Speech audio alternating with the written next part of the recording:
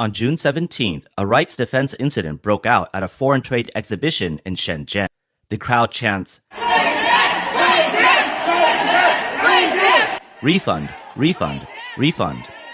Pameran dagang di Shenzhen berakhir keos, rusuh. Sejumlah peserta pameran itu setelah pameran berakhir nih ya, itu ngamuk dan ngepung panitia. Mereka merasa bahwa mereka itu telah ditipu karena biaya pameran itu sewanya bukan main mahalnya, dan video-video promosinya panitia itu selalu menunjukkan kalau pameran itu rame, dipenuhi pembeli dari berbagai negara, seolah-olah peluang bisnisnya itu besar. Tapi begitu hari H, kenyataannya zong, lorong-lorong pameran sepi, negosiasi bisnis hampir nggak ada. Ya emang sih ada beberapa bule ya yang datang berkeliling, tapi dia nggak niat cari barang, dia niatnya foto-foto, lihat-lihat, dan setelah ditelusuri, mereka adalah orang bayaran yang disewa oleh panitia untuk ngebikin pameran terlihat ramai. Gimana ceritanya sampai ada tuduhan kayak gitu? 大家好，我叫 Intan， 欢迎来到我的频道 Dynasty 消息。Kaos yang Intan pakai ini custom marga ya, teman-teman bisa custom marga sesuai marga teman-teman sendiri. Intan punya banyak koleksi marga, tinggal bilang aja teman-teman marganya apa.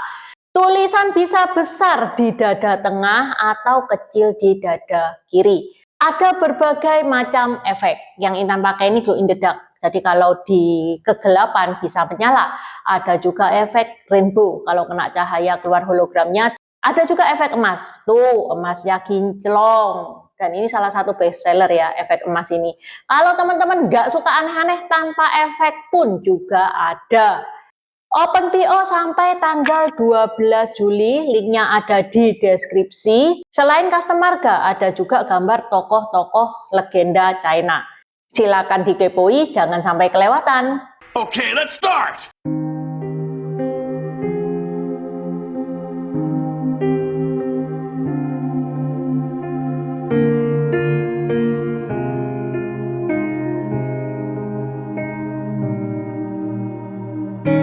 Mungkin banyak dari teman-teman yang tahu pameran, pernah datang ke pameran, atau ya minimal lah lihat-lihat itu pernah kan, kayak pameran travel, pameran wedding, pameran mobil, pameran makanan, pernah kan datang ke sana.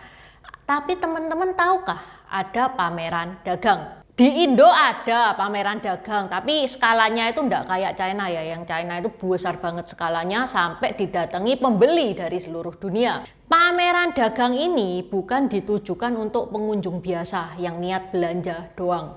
Yang ngebuka stand biasanya pabrik, supplier, brand, atau perusahaan dagang yang ingin menawarkan produk mereka. Yang datang pun bukan konsumen biasa, melainkan para pembeli profesional seperti importir, distributor, atau pemilik bisnis dari berbagai negara yang sedang mencari supplier baru. Jadi kalau sudah berhasil nemu pembeli yang tepat itu ya, nilai transaksinya itu bisa ratusan juta bahkan sampai miliaran karena repeat order juga, iya kan? Karena ini pameran dagang ini fokusnya bisnis to bisnis ya. Harga standnya itu makanya mahal banget. Bahkan ada beberapa pameran dagang itu tidak memperbolehkan warga lokal untuk masuk kecuali penerjemah. Nah, hari ini Intan mau ngebahas pameran dagang di Shenzhen yang berakhir ricuh, yang mana diselenggarakan oleh Posyang Exhibition Service Co Ltd di Shenzhen pada 16-18 Juni tahun 2026. The entire exhibition was staged. There were no real foreign clients. They hired foreigners for 500 yuan each. When they were handing out payments and calling names, teman-teman yang nonton video ini, apakah pernah ikut pameran? Kalau mungkin teman-teman pamerannya itu pameran makanan gitu ya. Ya pasti ada lah yang beli 1, 2, pasti ada yang beli sak sepi-sepio. Apakah nutup modal? Nah itu yang belum tentu. Beda cerita kalau pamerannya itu pameran mobil, pameran wedding, atau pameran travel yang mana harganya itu puluhan sampai ratusan juta. Itu bukan pameran yang mana orang itu bisa bilang, "Mas itu satu Alphard bungkus ya." Belum tentu loh guys, di satu event ada pembeli yang deal. Kasihan sebenarnya penyewa stan itu. Belum lagi mereka itu harus berdiri dari mall buka sampai mall tutup. Kaki rasanya sudah mau pensiun duluan.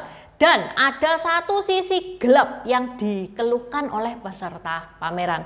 Yang datang itu banyak yang nggak serius. Dulu Intan pernah ya ngejagain vendor foto di pameran wedding. Yang nanya banyak, tapi endingnya pacar aja belum punya. Nah, ngapain datang ke pameran wedding? Malah ada yang nyeletuk, kalau misalkan beli paket ini apa sekalian bonus pasangannya? Lah, saya kan jual paket wedding, jasa fotografi, bukan biro jodoh. Jangan bayangin ya, semua yang datang ke pameran itu adalah calon pembeli. Kadang dari mereka ya memang dari awal sudah kagak ada niat beli sama sekali. Cuman lihat jalan-jalan, cuman niat lihat-lihat doang. Nah, fenomena seperti inilah yang juga terjadi di Shenzhen. Bahkan para peserta tuh menuduh ada pembeli yang sengaja didatangkan supaya pameran itu terlihat ramai. Video yang beredar di media sosial memperlihatkan para peserta itu memprotes penyelenggara. Mereka mengaku hampir tidak menemukan pembeli sungguhan. Padahal sebelum acara dimulai, promosi pameran itu menampilkan suasana yang sangat ramai dan dipenuhi buyer internasional. Menurut peserta pameran, pengunjung yang benar-benar niat cari supplier itu duikit banget. Bahkan ada yang mengatakan kartu nama yang berhasil mereka kumpulkan, kan mereka mintain kartu nama gitu ya untuk di follow up gitu ya. Sebagian besar adalah kartu nama perusahaan ekspedisi atau freight forwarder, bukan calon pembeli. FYI, freight forwarder atau perusahaan ekspedisi. Mereka itu bukan datang untuk membeli ya, tapi untuk menawarkan jasa pengiriman barang. Balik ke dugaan pengunjung bayaran ya. Mereka, para peserta itu menduga ya, mereka itu direkrut hanya untuk menampilkan pameran itu rame, banyak pembelinya, supaya di medsos itu kelihatan rame ya untuk video promosinya dia. Yang mana note ini tuduhan peserta. Sampai sekarang belum ada penjelasan resmi, klarifikasi resmi dari panitia ya. If the foot traffic is fake, the data is fake, and promotion is exaggerated, and the so-called buyers are just hired actors, how much real value can such an exhibition have? Kok bisa ya mereka itu sampai menuduh panitia itu melakukan hal itu? Kok sampai mereka bisa tuduh mereka itu aktor kayak gimana? Ya menurut peserta, tingkah laku bule-bule ini aneh. Mereka itu kayak keliling, lihat-lihat bentar, terus foto-foto, gak ada yang benar-benar tanya serius. Ya padahal kalau mereka benar-benar cari barang itu ya tanyanya itu kan sampai detail gitu. Ini enggak, begitu ditanyain detail, mereka langsung lari.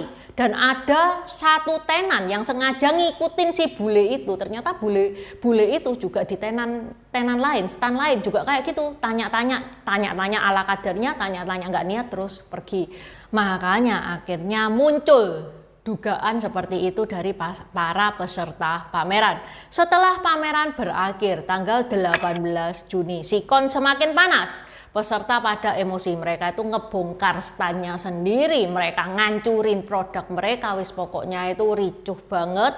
Saking panasnya situasi ini sampai polisi itu dikerahkan. Mereka minta duit mereka balik.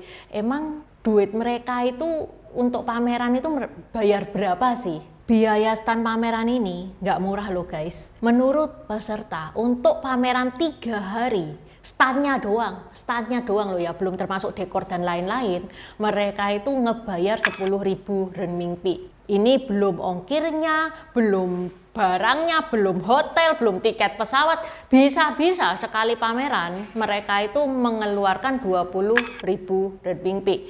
Yang mana ini video ini viral dan analisanya netizen itu langsung ke mana-mana. Kenapa sih kok pameran Shenzhen kemarin itu bisa sepi? Dugaan netizen karena ini wilayahnya di China Selatan yang mana pada saat itu terjadi hujan deras.